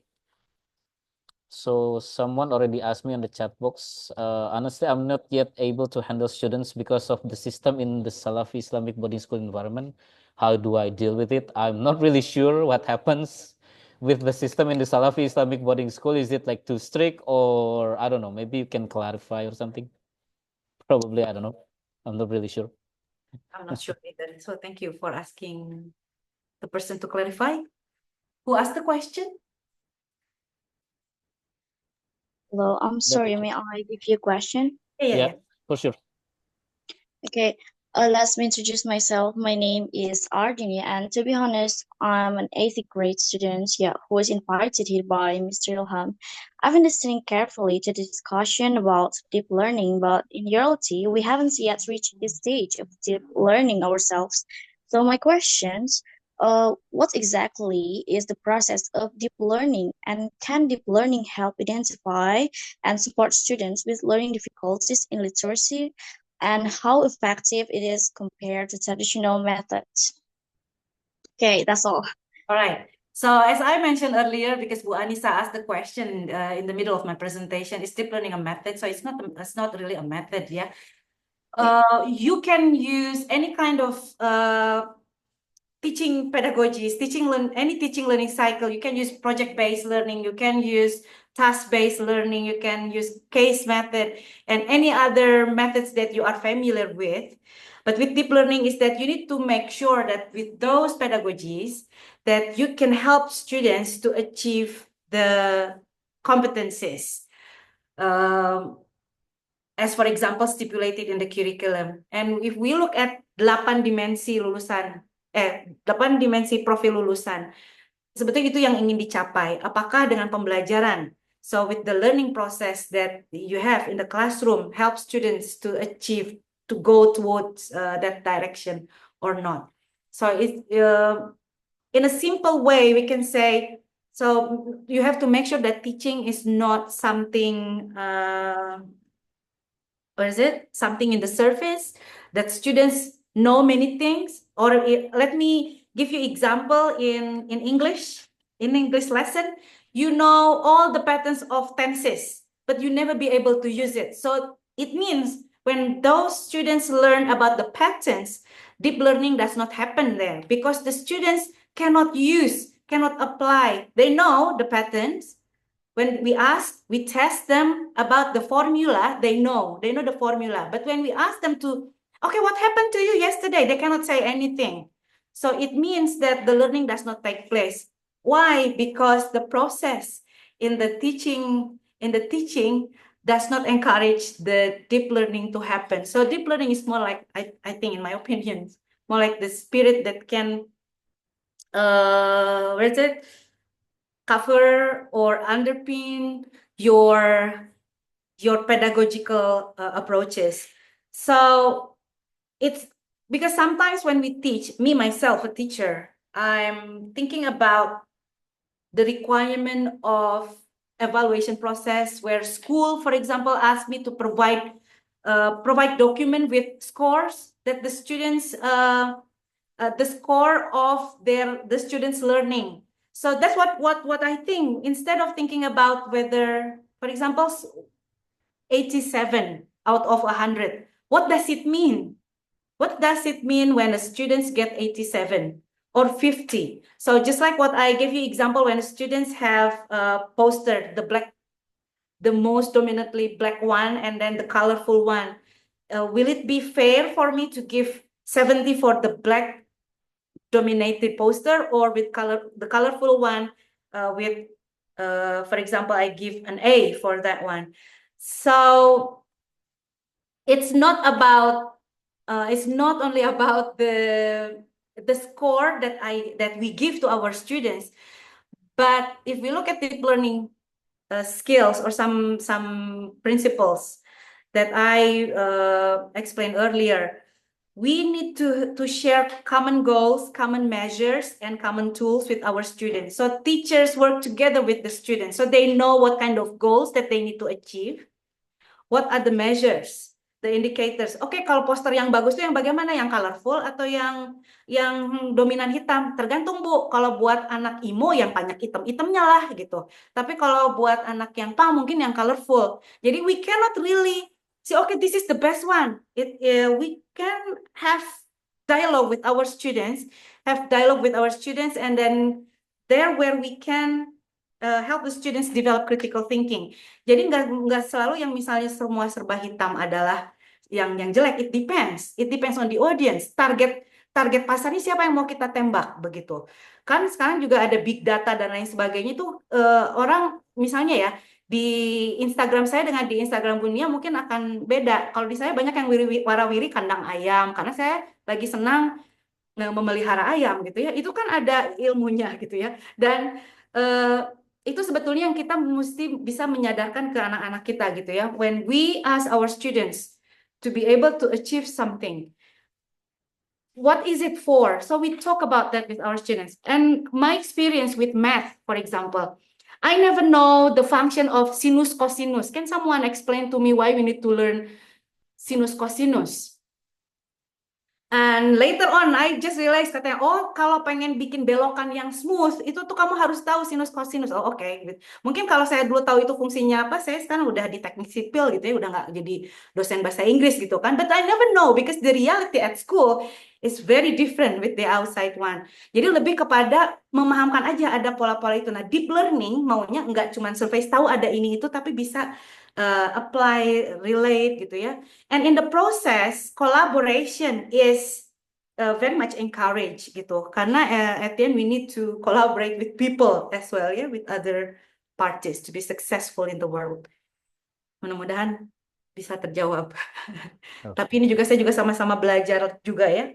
Itu Yeah, explore. thank you much for answering my question. And pardon me, I'm a student, I'm not teacher. Oh, okay. Ya, thank you Bu Okay. Ardini. Thank you Teh Ardini ya. Tadi yang Salafi tadi apa Pak? Yang belum ada lagi ya? Oh ya belum ya bisa di follow up yang tadi tentang Salafi, kenapa ada permasalahan apanya? Probably is it maybe too strict in the Salafi boarding school? I don't know if ini Iya. yang bertanya Bu Naufalia ya. My guess, just my guess. Yeah. I don't know whether it is. I know that some communities, some people they don't allow students or not their people. We can't really show our face in the social media or use pictures that represents living creature, or we can't put music into something with our students. Maybe that, yeah, Ibu, if so, it doesn't matter. I think you need to be, you need to confirm to, I mean, you need to adjust with the values that your community hold, because you are in the Salafi community, so you need, because you are teaching in that community, so you need to observe the values held there. And don't worry if you cannot use picture, because modes, the multimodal modes, not only about pictures of living creature. Perhaps you can play around with different colors, because some colors can represent certain meanings, certain emotions, if it is okay. And then you can also use the space, the spatial mode. Yeah, if it is not about things, or you can also use some symbols. I think in accounting you have so many for patterns, yeah, or formulas maybe, yeah. I don't know. So I think what I'm trying to highlight is that with this digital era, I don't know whether you can protect your students from this technological advancement. But of course, depending on the values that you hold, you can always select. And you can talk about that with your students. If you want, tadi kan ada character building, character development ya in deep learning itu juga, because you need to highlight the values that you want your students to embrace. And not only that, because karena Salafi begini, terus bagaimana kita mengajarkan anak-anak yang misalnya di Salafi tadi untuk melihat anak-anak di luar tadi, karena ada tadi citizenship. So in deep learning, citizenship awareness need to be raised as well. Bahwa we need to see that maybe we are different with other communities. What are the differences?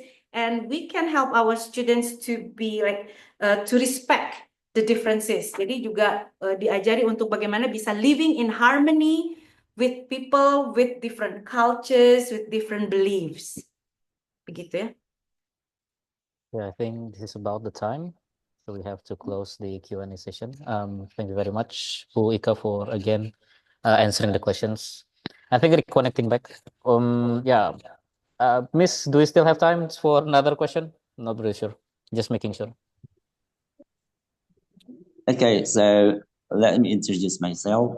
My name is Ilham. So earlier you highlighted the powerful effect that teachers can have on students during classroom learning. Indeed, The impact of highly competent teachers in teaching cannot be observated.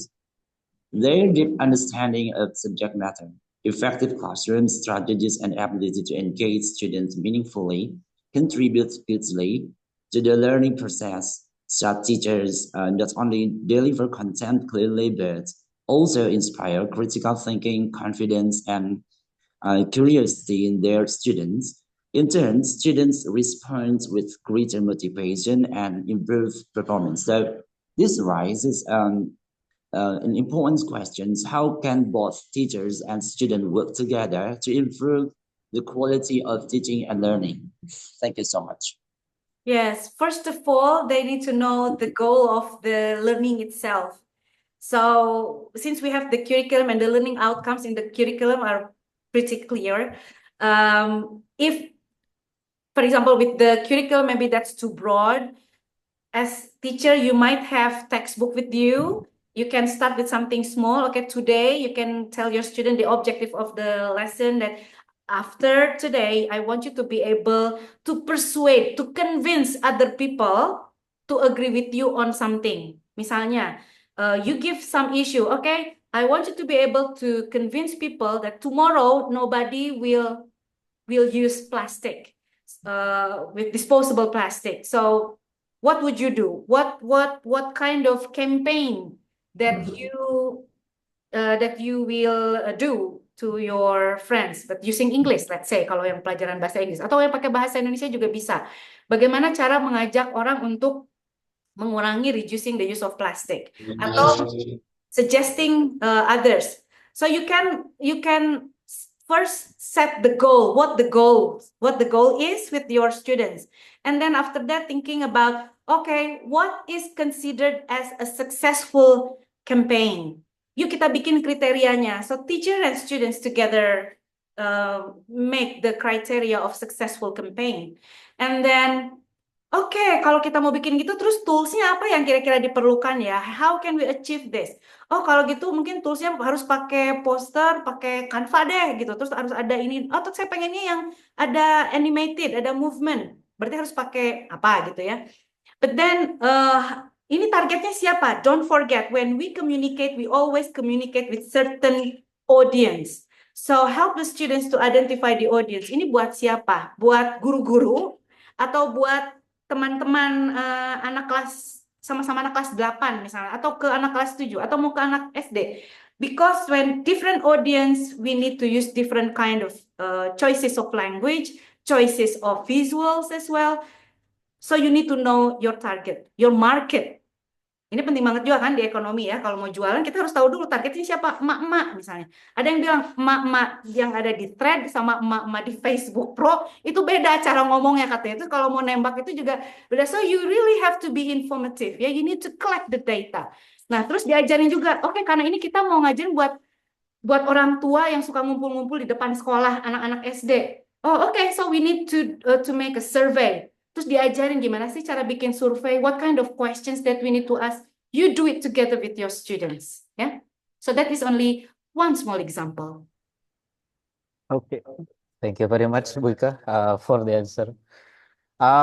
Yeah, just to recap again, I think reconnecting back to what Helen mentioned previously about the critical thinking itself, I think if we can really encourage the students to be able to critically think during the learning process, they will be like really much more powerful because that would tap into the potential of like, deep learning itself. And that means like we'll have like much more engagement, and in a sense too, that we help students like, based on their previous state and previous knowledge, we can help them push forwards. And I think that's also part of the reason why deep learning is also powerful, and also one of the tools and framework that we need to use in learning itself. Maybe just to close the discussion, maybe Bu Ika, you can give your closing remarks. Don't give up experimenting. Maintain dialogue with your students and peers. Semangat. Okay. Thank you very much. Very powerful and short words, brief words. Yeah, I'll give back the floor to Ms. Nia. Thank you very much, and I hope to see you soon again.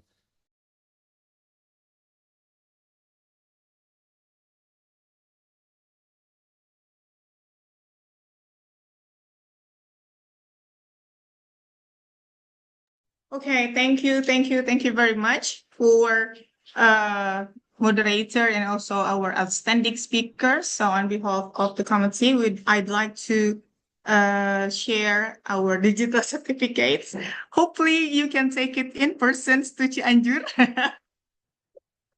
So thank you very much, Ibu Ika and Ibu Helen. So ladies and gentlemen, by the endings of Ms. Ika's presentations, that's the ends of our webinar 2025 held by Universitas Surya Kancana.